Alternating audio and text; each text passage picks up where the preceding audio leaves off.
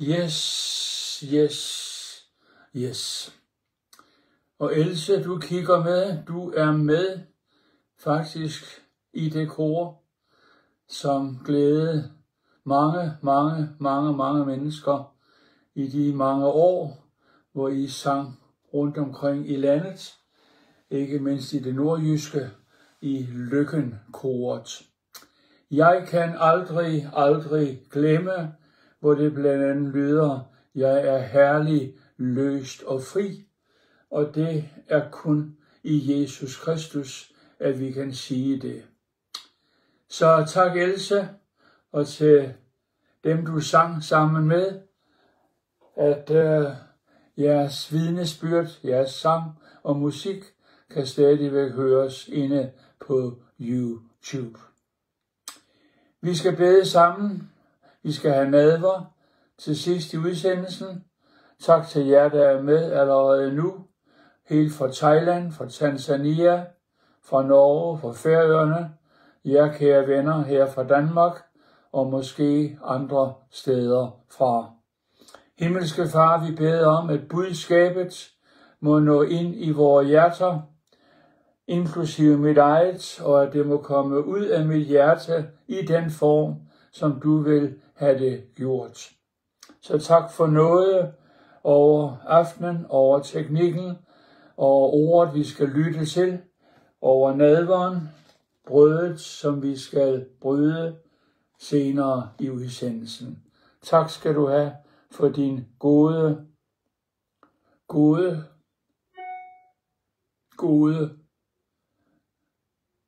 barmhjertighed imod os alle i Jesu navn. Amen.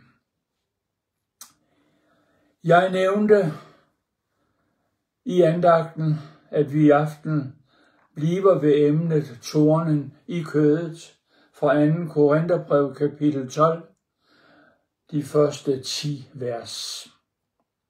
Baggrunden for tornen i kødet var de åbenbaringer, som Paulus havde i den 3. himmel. For at hovmod ikke skulle fælde ham, så tillod Gud, at en budbringer fra Satan i en eller anden form plagede Paulus.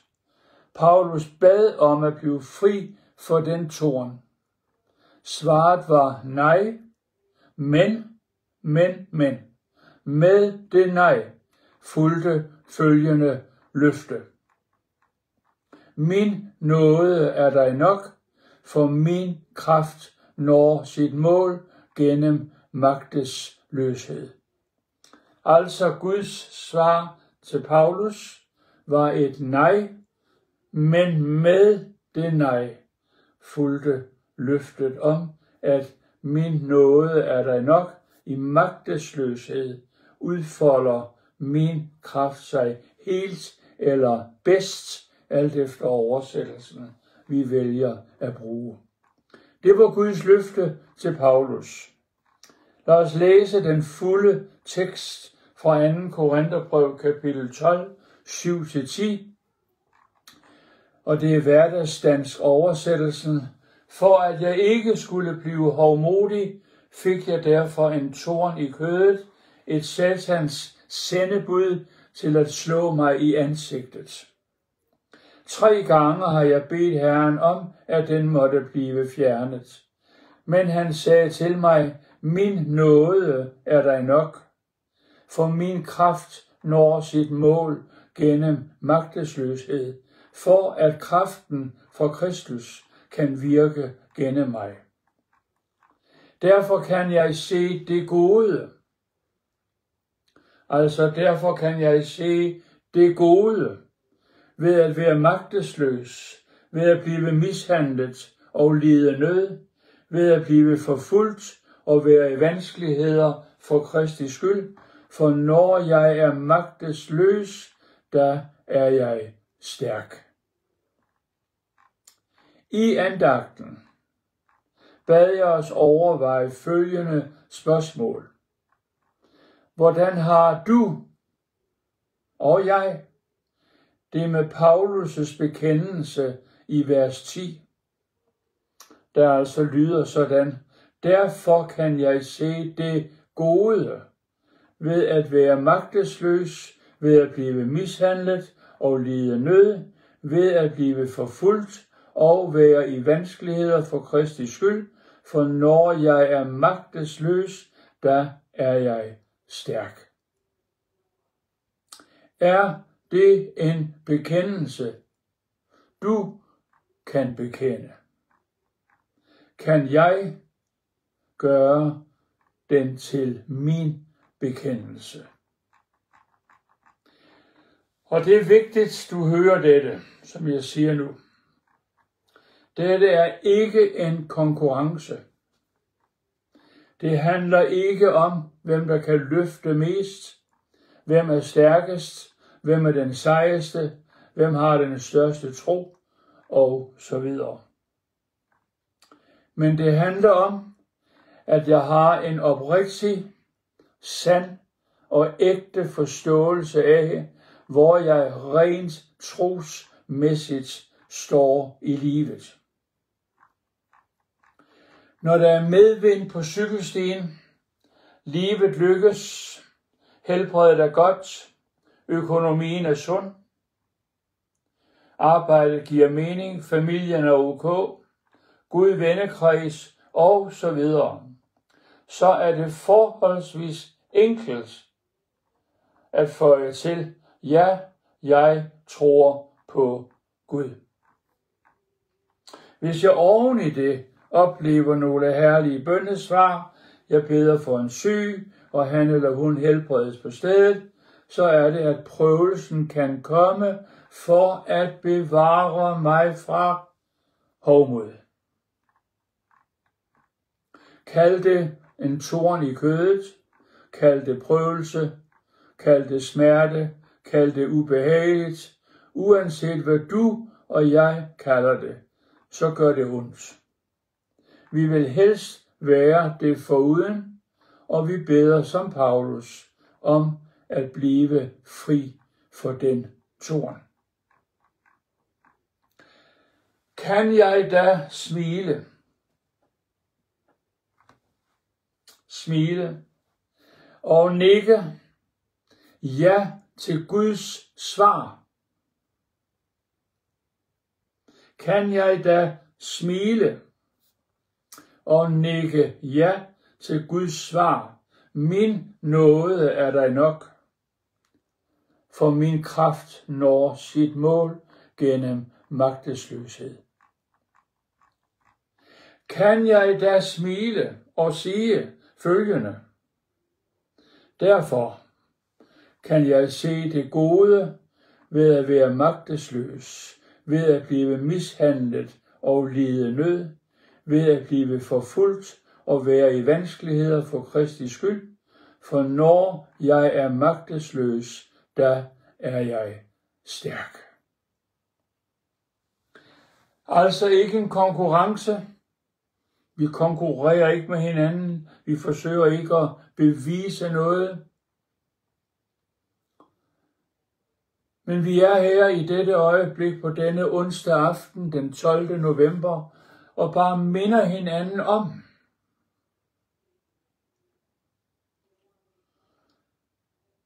at i dette liv, i denne verden, i vores vandring, kommer vi ud for, og så kan vi kalde det forskelligt, tornen i kødet, prøvelse, noget der gør ondt, noget der skuffer, og så videre.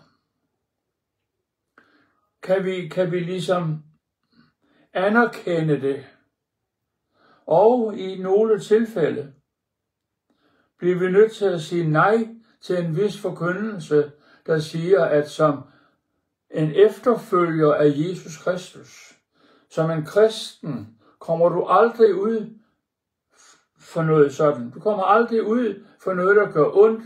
Du bliver aldrig syg. Du kommer aldrig ud for økonomiske vanskeligheder. Du kommer aldrig ud for uheld. Ja, der er en herlighedsforkyndelse, der siger, at hvis du tror på Jesus, så er du sparet for alt dette.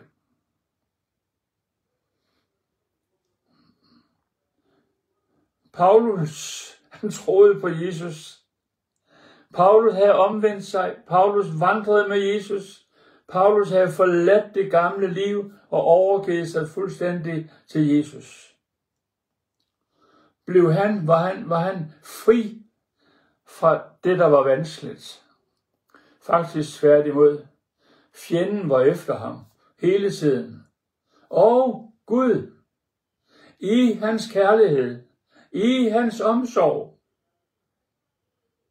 kende den menneskelige natur, at hovmod går forud for fald, ville sørge for, at hans gode tjener Paulus ikke faldt i den fælde, og derfor tillod han en prøvelse, kaldet i Bibelen en torn i kødet, at komme Paulus' vej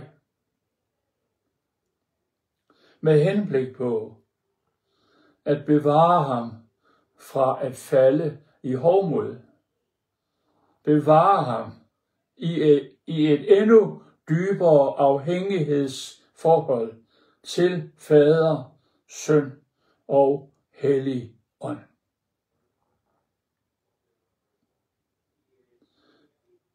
Og det gik op for Paulus. Han så det. Han var klar over det. At det var det, der var sandheden. Han havde bedt, står der 3 gange. Fri mig fra det. Fri mig fra det. Fri mig fra det. Og Gud siger nej. Men med hans nej kom dette til Paulus, og kommer dette til dig og til mig. Min nåde er dig nok. Min nåde er dig nok. Guds nåde er mig nok. For Guds kraft når sit mål gennem magtesløshed. Guds kraft udfoldes bedst i magtesløshed. Og det var ud fra det svar fra Gud, et nej, men et nej efterfulgt af et løfte, at han kunne sige, derfor kan jeg se det gode, ved at være magtesløs, ved at blive mishandlet og lide nød, ved at blive forfulgt og være i vanskeligheder for Kristi skyld, for når jeg er magtesløs, der er jeg stærk, og det er det spørgsmål, vi sådan set står overfor i aften og står overfor hver dag. Kan jeg med et smil? Kan jeg med et ja tak? Kan jeg med et prisgive Gud? Fordi jeg forstår baggrunden for det, kan jeg da sige, ja, det er også min bekendelse. Vi får en tilføjende forklaring omkring vanskelighedernes, hvorfor de kommer vores vej. Der står i 1. Peter kapitel 1, 6 og 7. 1. Peter kapitel 1, 6 og 7. Der skal I juble, skønt I nu en kort tid, hvis det skal være, må lide under prøvelser af mange slags. Jeg gentager det. Der skal I juble. Juble, ikke klage, som israelitterne gjorde det i næsten 40 år i ørkenen. De klagede, og de klagede, og de klagede. Og vi kan også hurtigt blive nogle, der har konstant en klagesang, især når vi ikke har medvind, men vi har modvind. Når noget går os på, når noget er imod os, når noget gør ondt, når tornen i kødet, hvad end den er. Vi ved ikke, hvad det var for Paulus. Det er også ligegyldigt. Hvis vi skulle have vidst det nøjagtigt, så havde Gud fortalt os det. Det har han ikke gjort. Så den kan stå for mange ting. Den står for noget, der gør ondt. Noget, der får mig til i første omgang at sige, Gud, fri mig for den torn i kødet. Men nu står der her i 1. Peter, kapitel 1, 6-7. Der skal I juble. Juble. Halleluja. Juble. Moses, husk det. Jeg taler til mig selv. Går selv igennem en periode, synes jeg, har været der i ret lang tid, hvor der er ting, som der synes så vanskeligt og for meget. Men hvad er min reaktion? Er det klage? Eller er det, som der står her, der skal I? Det er heller ikke et forslag. Der skulle I prøve. Men det er en befaling. Der skal I juble. Skønt I nu en kort tid, hvis det skal være. Og det ser Gud til, om det skal være. Det så han til i Paulus' liv. At med de åbenbaringer og det besøg i den tredje himmel, om det var i kroppen eller uden kroppen, det vidste han ikke engang, men han havde været der, han havde hørt noget, som han ikke engang kunne sige her på jorden. Men det gjorde, at Gud, som kender den menneskelige natur, selv efter vi er født på ny, var klar over, at han kunne gå hen og blive stolt og hovmodig over, hey, jeg har været der, jeg har været der, jeg har været der. Og tornen i kødet bliver tilladt af Gud. Hvis det skal være, om det skal være, og det vil det hen ad vejen for os alle sammen. Hvis det skal være, må lide under prøvelser af mange slags. Så vi tager vers 6 en gang til i sin fulde form. Der skal I juble.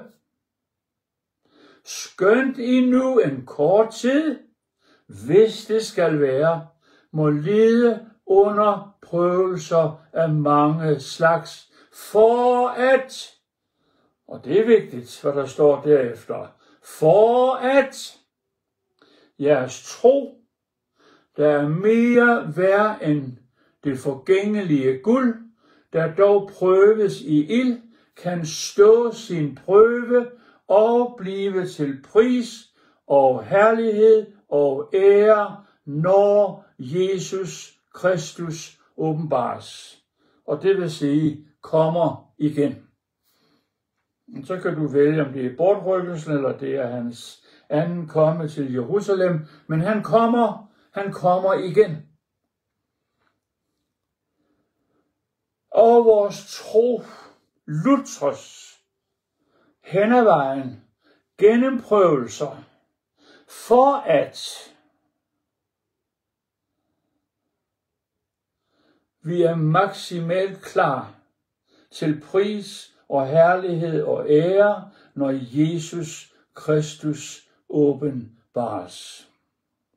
Når bortrykkelsen finder sted, så langt jeg forstår skriften, når bortrykkelsen finder sted, ser det ud til, at pottemagerens arbejde er slut. Gud er pottemageren, og jeg er hans klumpler, og du er hans klumpler. Men jeg må lige have lidt til min hals. Men når bortrykkelsen finder sted, jeg får mit nye herlighedslegeme, så ser det for mig ud til, at så er pottemagerens arbejde slut. Så hvad vi skal blive og være. Karen, du siger halleluja og tak. Vi ses i morgen, Karen, morgen eftermiddag. Vi er en lille gruppe, der mødes en gang imellem, eller det er noget nyt. og vi skal mødes i morgen eftermiddag. Glæder mig til det, Karen, og I andre i gruppen. Altså, hvad vi skal blive og være i evigheden, formes og dannes vi til, mens vi vandrer med Jesus i denne faldne verden, i dette jordiske liv. Når først bortrykkelsen har fundet sted, vi har fået de nye legemer, så er det aftryk af Gud, så er den karakter, så er det, som Gud fik arbejdet af ham selv ind i os, så slutter det.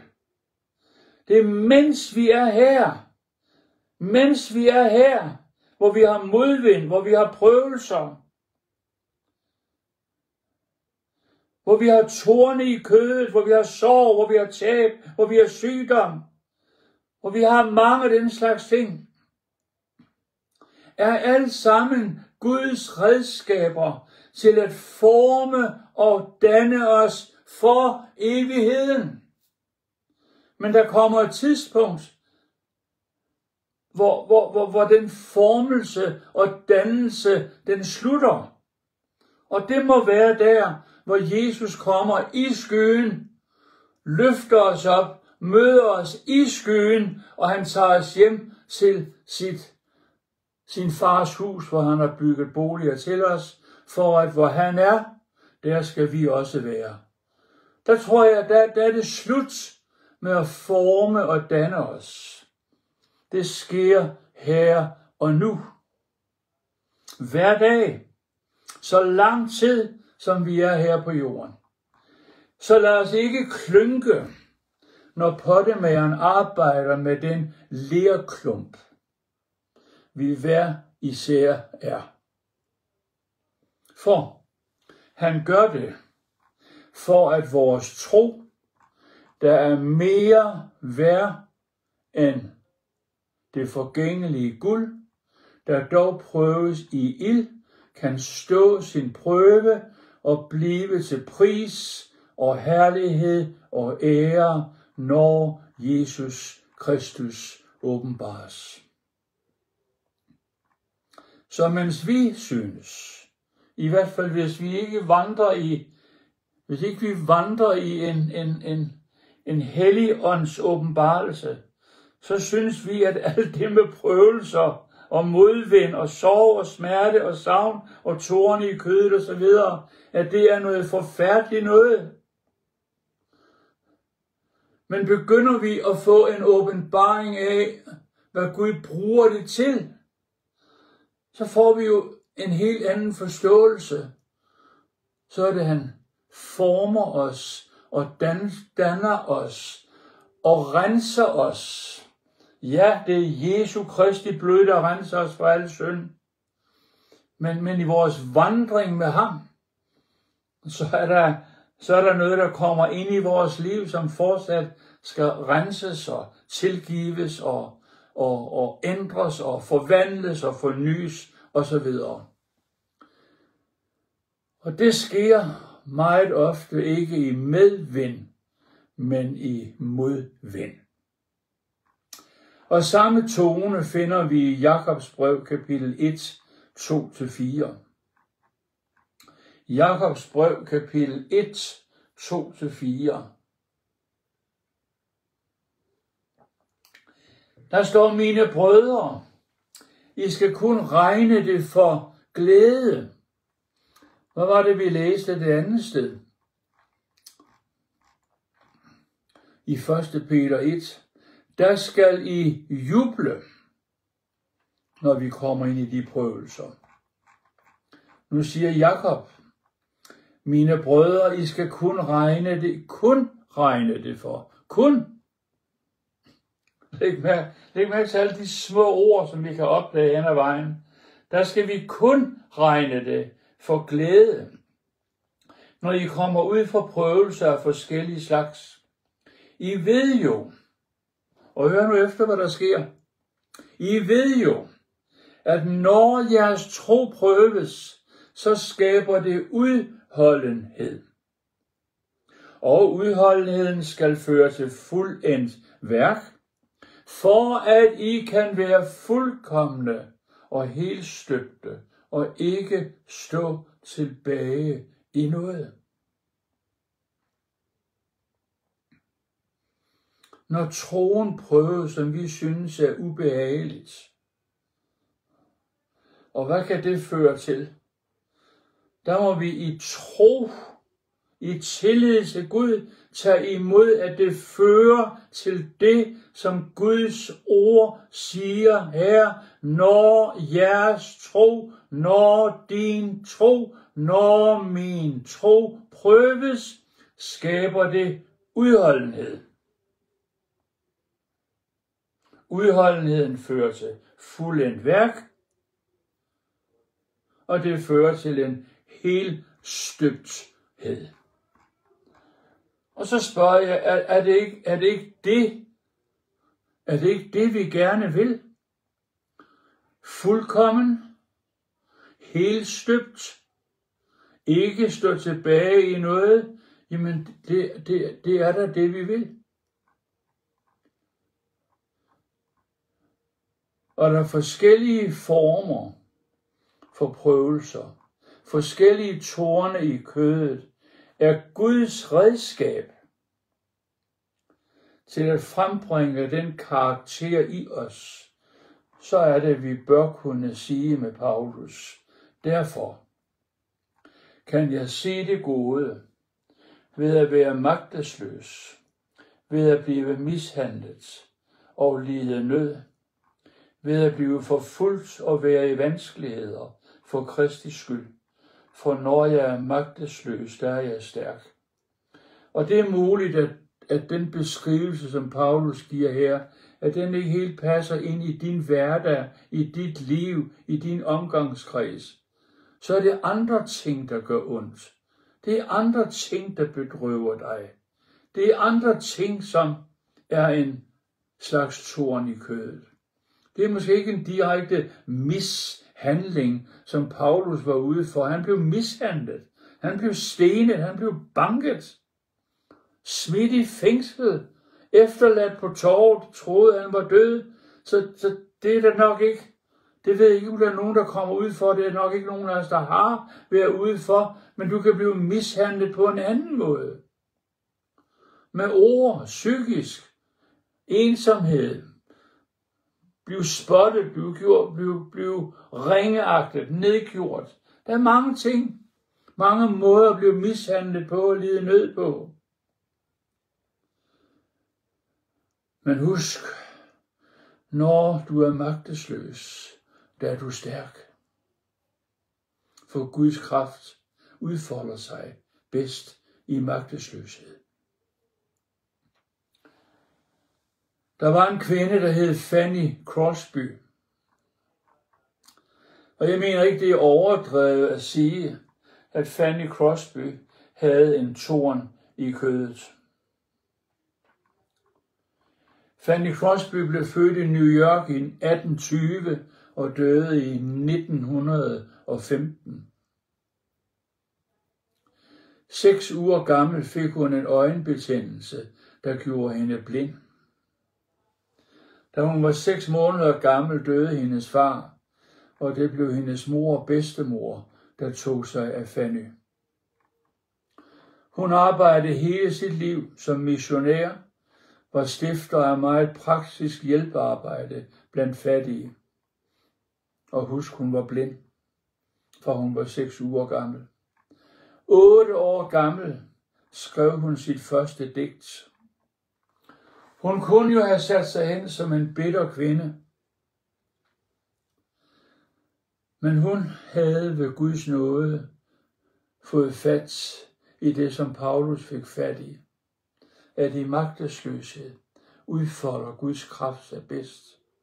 Og derfor takkede han Gud for tornen i kødet.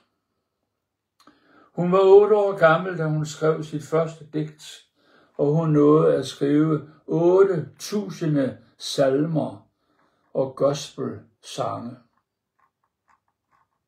Nu vil jeg give dig et par citater af Fanny Crosby. Og jeg siger med det samme, jeg laver ikke en teologi ud af det. Det skal du heller ikke gøre. Der er noget i det, hun siger, som du måske synes, kan det passe?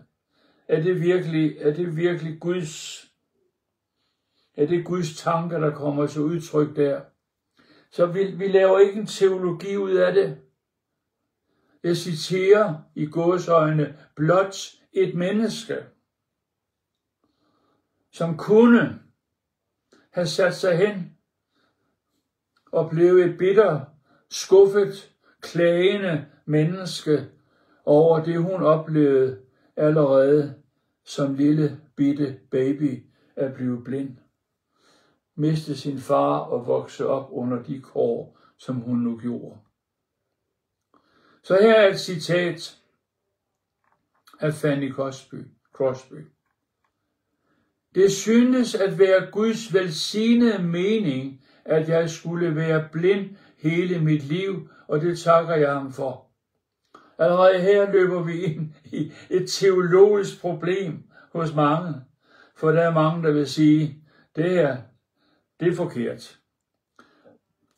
Det er aldrig Guds mening, at vi skal være blinde.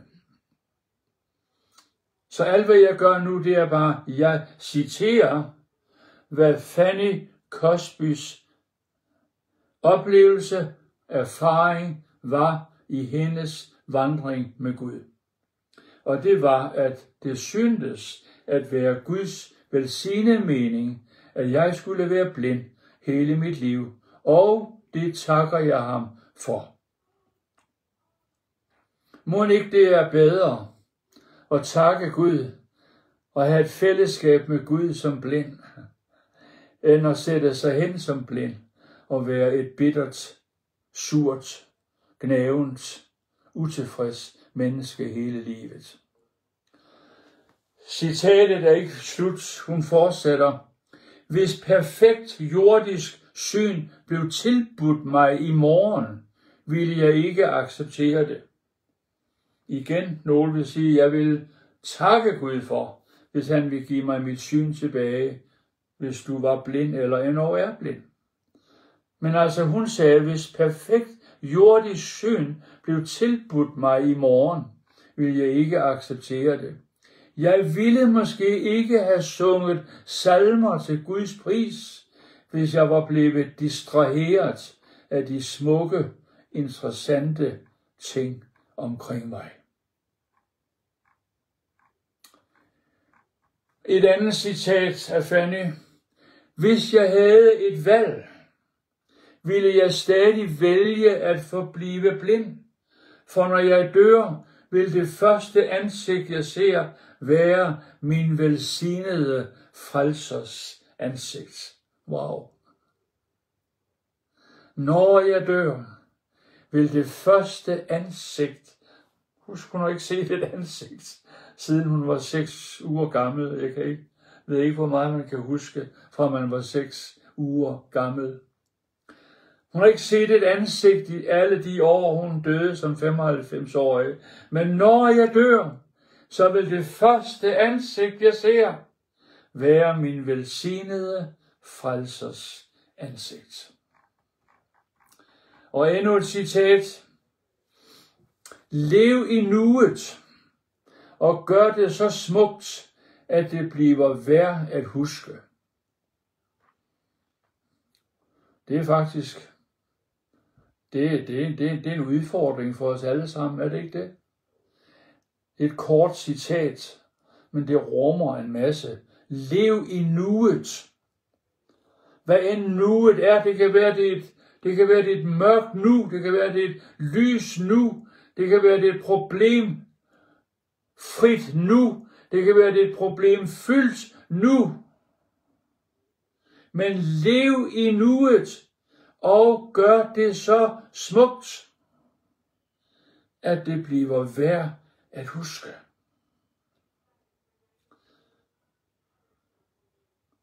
At alle de nuer, nu, som vores liv er gjort op af, plusser og minuser, at vi ved Guds nåde gør vort nu så smukt, at det bliver værd at huske. Og et sidste citat, selvom der er mange flere, men et sidste citat fra min side af Fanny Crosby. Gud vil besvare dine bønner bedre, end du tror. Selvfølgelig får man ikke altid præcis det, man har bedt om. Guds løsning er langt bedre end nogen, vi kan forestille os. Altså, Gud vil besvare dine bønner bedre, end du tror.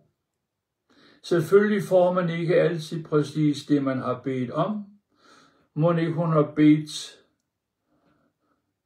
om at blive seende. Det vil jeg forestille mig, og andre har bedt om det, men det blev hun ikke. I hvert fald ikke fysisk seende, men hun blev åndeligt seende. Selvfølgelig får man ikke altid præcis det, man har bedt om. Guds løsning er langt bedre end nogen, vi kan forestille os. Som sagt skrev Fanny Crosby 8.000 salmer og gospelsange. En af de mest kendte er, og den vil jeg gerne citere langsomt. Salige vished, Jesus er min. Han er min hyrde, kalder mig sin. Salige vished, alting er vel. Jesus har købt mig, legem og sjæl. Vers 2. Alting jeg gav ham, alting jeg vandt. Evighedsdagen herlig og brændt. Himlen er åben, engle fra Gud bringer til jorden kærlighedsbud. Og ud af min øjenkrog så jeg, at vores datter i Norge ser med og siger hej. Hej Christina, oppe på en af de smukke norske øer, Skjernøy, syd for Mandal. Dejligt at se, at du er med. Du må starte forfra, hvis ikke du har hørt det hele. Det her det er også for dig. Vers 3 af Fanny Crosby. Nu kan jeg hvile fuldkommen glad. Sjælen kan nyde himmelens mad. Hjertet er renset, skylden betalt. Selv er jeg indsat, Jesus mit alt. Større åbenbaring findes ikke end dette. Selv er jeg indsat, Jesus mit alt.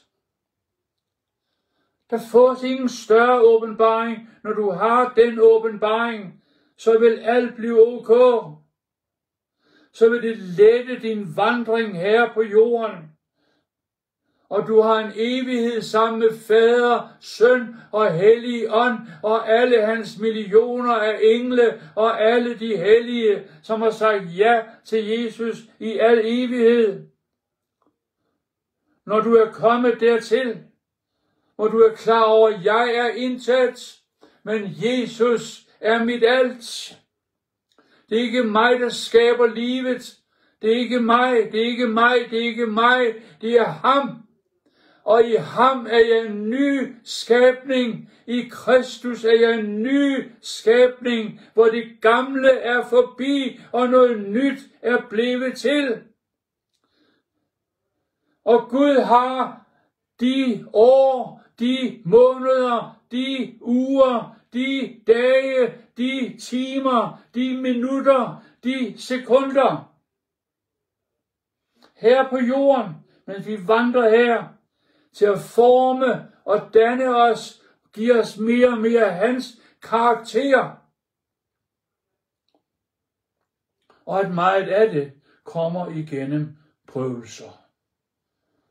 Og jeg kan sige, selv er jeg indsat Jesus mit alt, og så kommer omkvædet til denne skønne salme. Han er min glæde, han er min glæde, han er min sang.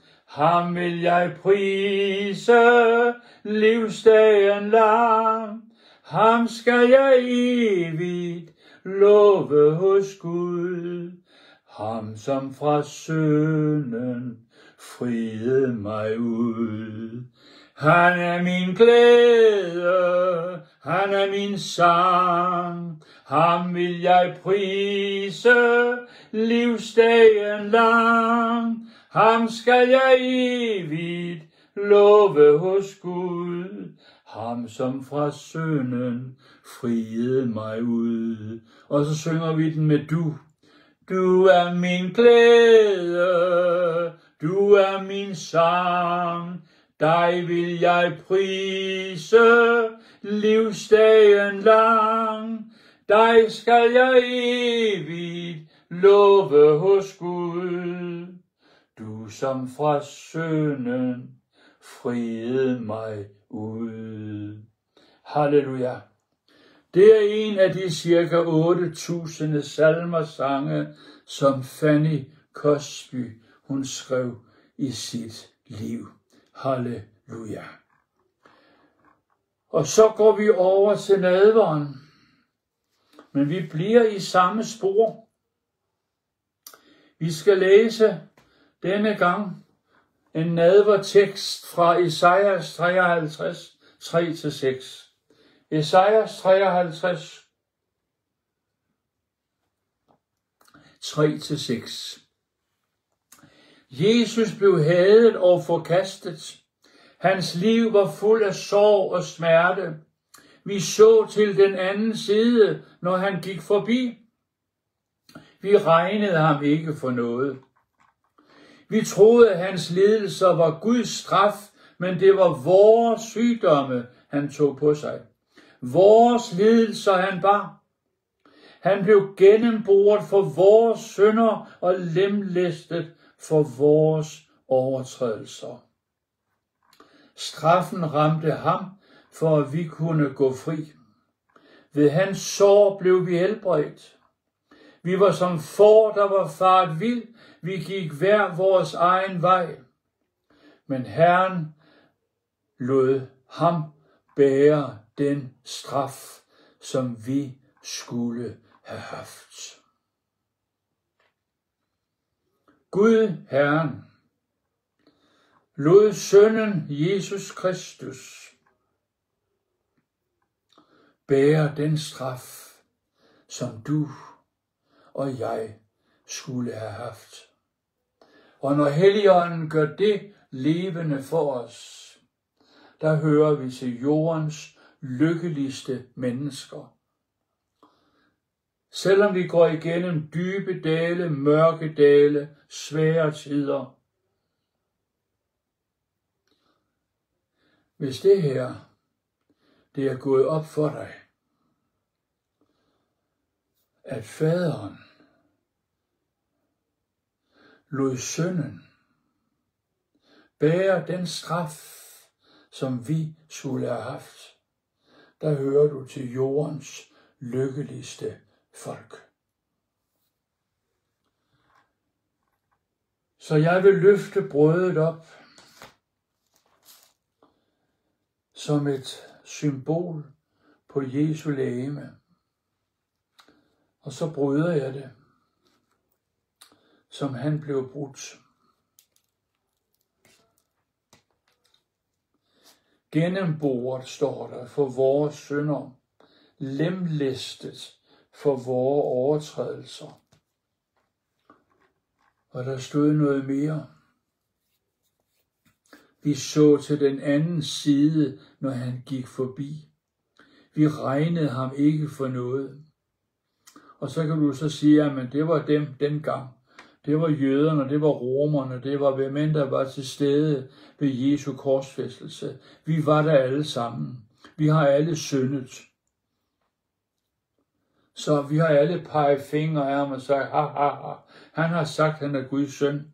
Og vi kunne råbe sammen med dem, der råbte fra skaren dernede. Hvis du er Guds søn, så stig ned for det kors og så videre. Nej. Nej. Nej, nej, nej. Nej, nej, nej, nej. Jesus skulle ikke stige ned for det kors. Jesus skulle på det kors tage dit og mit sted. Han havde bedt i Getsemane have, far, Abba, far, hvis det er muligt, så lad mig slet ikke ende på det kors. Så lad det bæger gå mig forbi.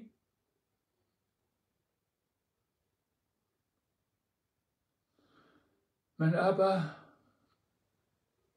ikke min vilje, men din vilje ske. Og han vidste, hvad der var faderens vilje.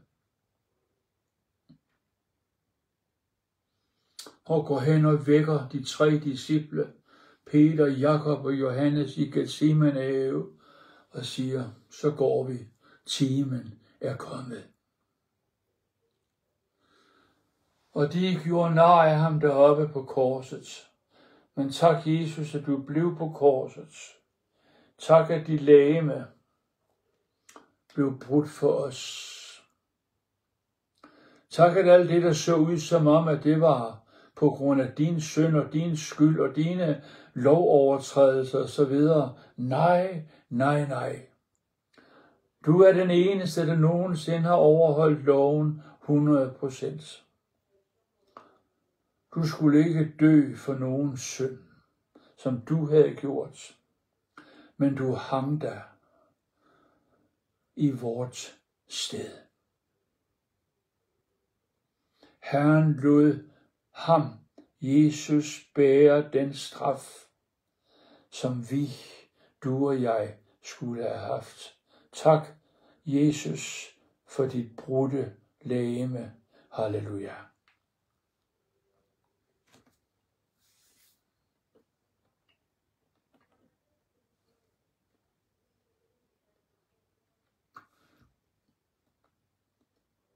Og blodet flød på Golgata.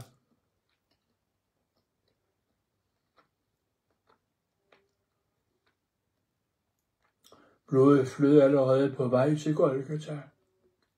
Pisket, tortureret af de romerske bødler, kunne han ikke bære korset hele vejen til Golgata. Og Simon fra Kyrene bar det for ham. Blodet flød på Golgata. Vi er købt, ikke med sølv eller guld eller ædle stene, men med Jesu dyrebare blod. Tak for blodet. Tak for blodet. I Jesu navn.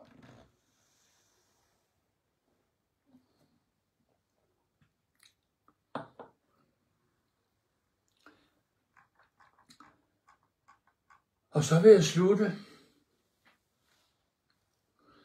med nogle meget vigtige ord. Alle de andre har også været vigtige, i hvert fald de ord, der kommer fra Guds eget ord.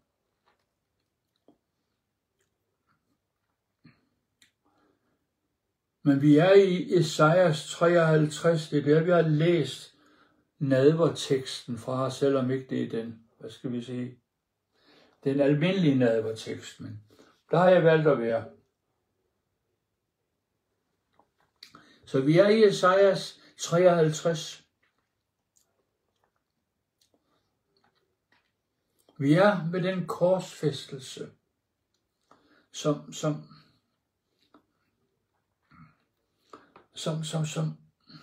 den menneskelige hjerne ikke forstår. Hvordan kan en korsfæstelse? Hvordan kan en korsfæstet mand? Og I siger, at han var tømrer fra Nazaret. Altså, hvordan kan det have nogen indflydelse på mennesker i 2025? Og jeg siger til dig, at det kan forvandle dit liv. Han kan forvandle dit liv.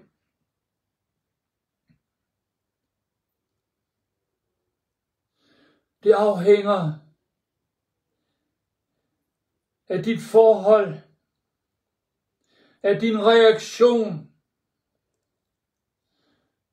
når han tilbyder sig selv, giver sig selv, gav sig selv for dig på Golgatas kors.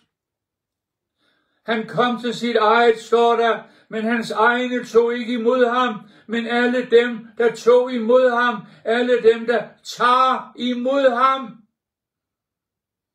giver han autoritet, kraft, magt til at være Guds børn. Halleluja. Så skulle du aldrig have taget imod Jesus, så gør det nu. Jeg beder en kort, enkel bøn, og du kan bede efter. Far i himlen,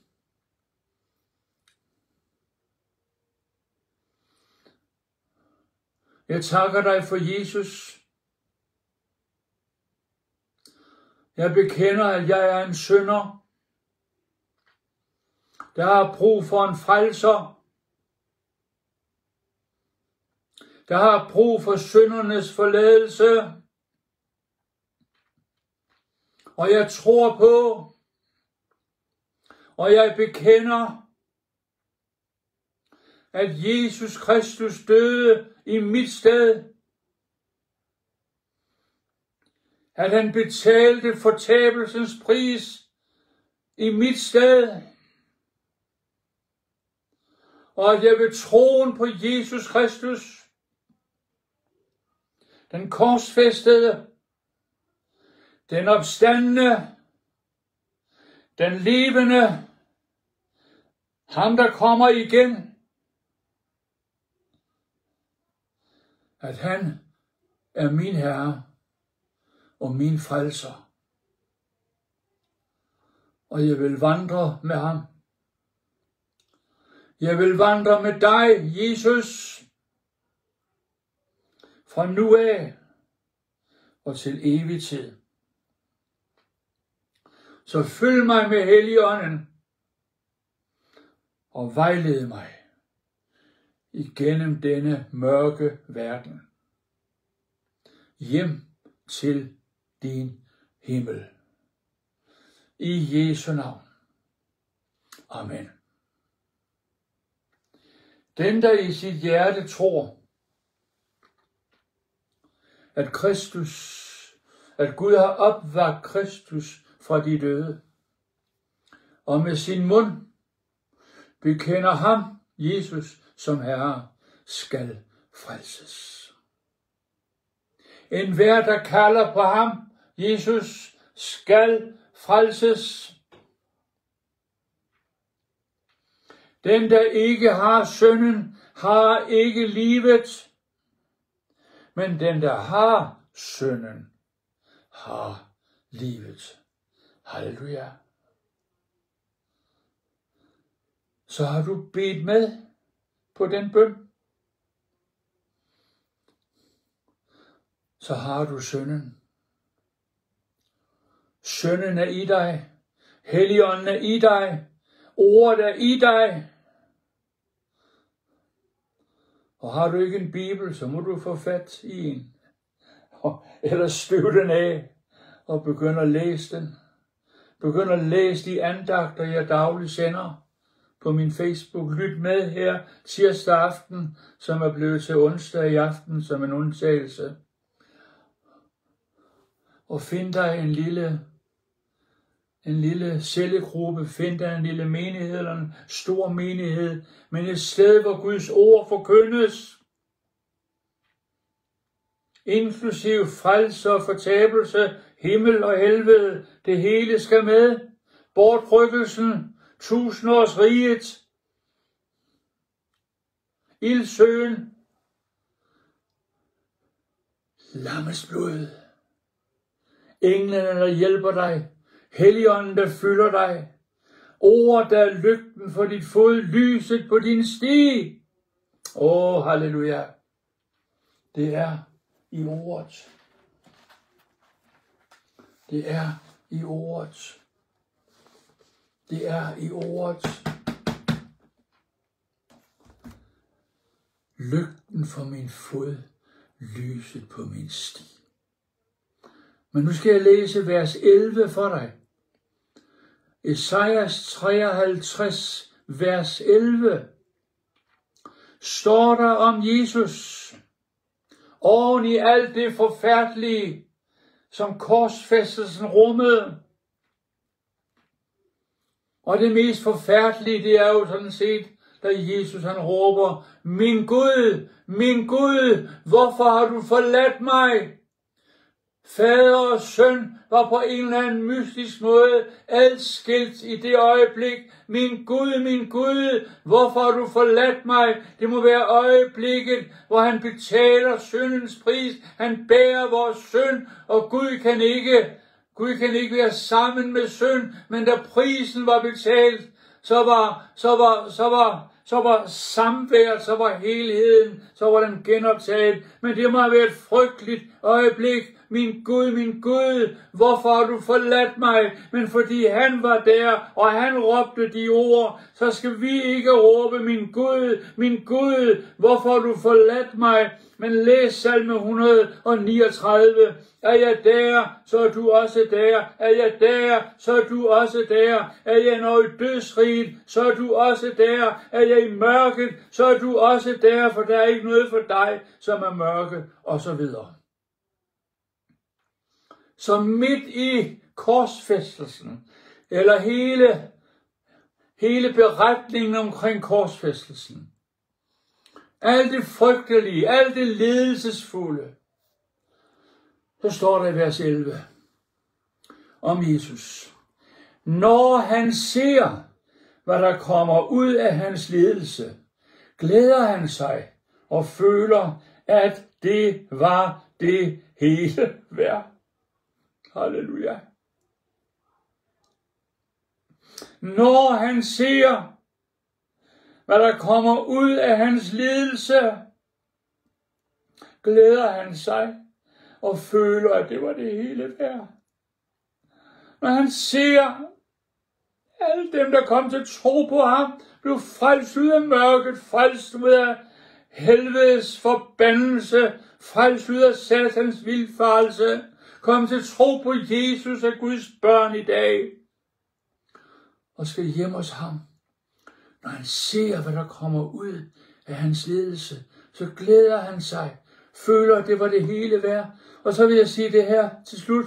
Sådan også med prøvelser, modstand, kampe, tårerne i kødet og mere af samme skuffe. Når du ser, hvad der kommer ud af prøvelserne, så vil du glæde dig og føle, at det var det hele værd. Måske bliver det først i 1000-årsriget, at denne sandhed går op for os. Men jeg er overbevist om, at vi kommer til at udbryde, når vi ser. Også det, jeg beklagede mig over og sagde, Gud, det er for mig, det er for mig, det er for mig, det er for mig, det er for mig. Men så gav vi os hen til Gud og sagde, Gud, din nåde er mig nok til at komme igennem det her. At der kommer en dag, og det må blive i forbindelse med bortrykkelsen, hjemme i faderhuset, hjemme i boligen, han har beredt for os, hvor vi siger, når jeg ser, hvad der kommer ud af prøvelserne, så glæder jeg mig og føler, at det var det hele værd. Halleluja. Far, det beder jeg om i Jesu navn. Jeg er overbevist om, at der ikke er en, der har lyttet med, set med i aften, eller gør det senere, uden at prøvelser, tårne i kødet, vanskeligheder, tårer, savn, tab, sygdom, dødsfald, skuffelser osv. At det kommer deres vej, det kommer min vej, det kommer vores vej. Men kan vi bære det i Kristus, får vi forståelsen af, at din nåde er os nok midt i det alt sammen. Så bliver det vores erfaring, det var det hele værd. Det var det hele værd. Pottemageren arbejder med os her og nu, indtil mit sidste hjertesuk. Indtil mit hjerte slår for sidste gang, arbejder Gud med mig. Og indtil dit hjerte slutter eller banker for sidste gang, arbejder han med dig. For at give os hans karakter, rede til evigheden, startende hjemme i faderhuset, tusindårsriget, ny himmel, ny jord, ny Jerusalem. Halleluja. Så Gud velsigne hver eneste en af jer med en åbenbaring af det, vi har talt om i aften, eller skulle jeg snarere sige en åbenbaring af ham, vi har talt om i aften. I Jesu Kristi af Nazarets navn. Amen. Og det siger Rik van Dolteren også. Amen. Og et hjerte og 2 bedende hænder. Amen. I Jesu navn. Hej.